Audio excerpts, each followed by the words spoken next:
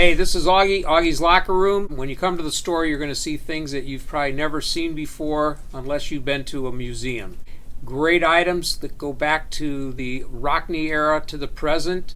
Website, augieslockerroom.com. Visit us here or the website. It was USC quarterback Caleb Williams' legs as much as his arm that knocked out Notre Dame today, and third down failures repeatedly, especially when the game mattered. 38-27 USC, and Caleb Williams cemented his Heisman push, late season Heisman push. I mean, he's phenomenal. We knew going into the game he was phenomenal. I know some people were trying to justify his previous successes because the defenses weren't very good.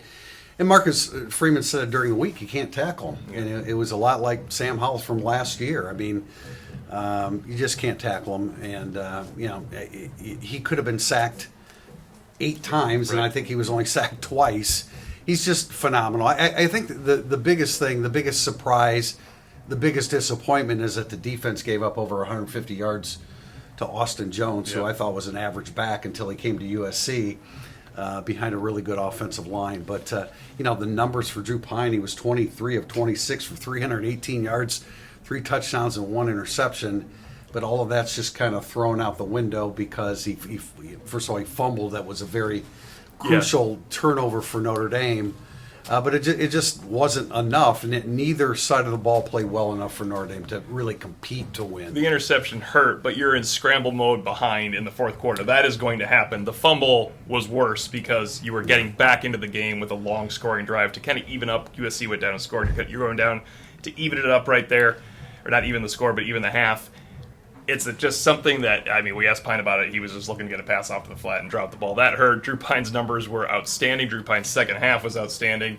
Really, when Notre Dame started opening it up and going empty, we asked Pine about it. That's when they started moving the ball. The disappointment you said was Austin Jones, 154 yards. A lot of that was because they were getting a better push than I thought they would get on Notre Dame's defensive line.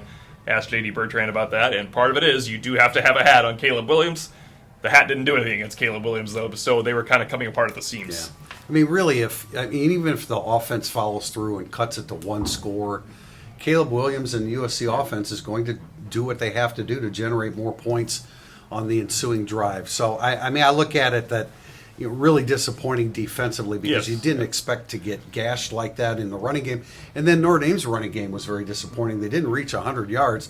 We were talking about 200, 250, 260, never even came close to that. We didn't, because of the crowd, we had no opportunity, at least most of the media had no opportunity to actually interview Marcus Freeman.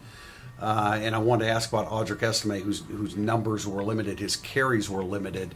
And I think that they were pacing him because he was compromised is the word I keep using, but he was banged up during the week, and they couldn't get him as involved as they liked over the course of the game. We had one reporter sneak in from the entire pod, so shout out to Tyler James for getting him some questions and answers, but he did find out Tariq Bracy, hamstring injury. That must have happened Wednesday because we talked to him. I was at the basketball game, we talked to him Tuesday. Yeah. So Tariq Bracy, no Bracy at nickel, and no Cam Hart. I'm not sure if Notre Dame beats Caleb Williams with those two, but it makes it a lot better because Jaden Mickey had a very rough day. They did not use Clarence Lewis much, even in relief of a struggling Mickey.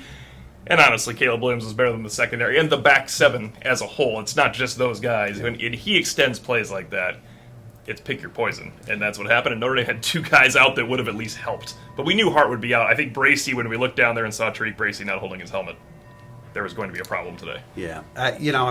This is one of those kind of games where you can blame everybody. And if you go to our message board, everybody was blamed, including the media at our predictions, because we all had a Notre Dame win. But Notre Dame wasn't good enough, and they didn't really compete to win. They competed to stay in the game. But Notre Dame falls to 8-4, and now we will await their fate with a bowl game. It's a little bit scrambled now. I know now people are saying, what about Notre Dame and LSU? I don't think that that's going to happen. It's sounding more like still the possibility of the Gator or the Cheez-It, which is the old Camping World Bowl in Orlando. But that will all clarify itself here coming up. But USC absolutely has put itself in the running for a playoff bid as LSU falls.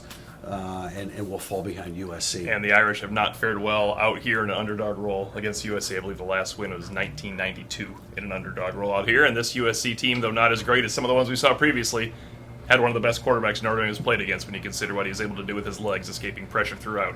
USC 38, Notre Dame 27.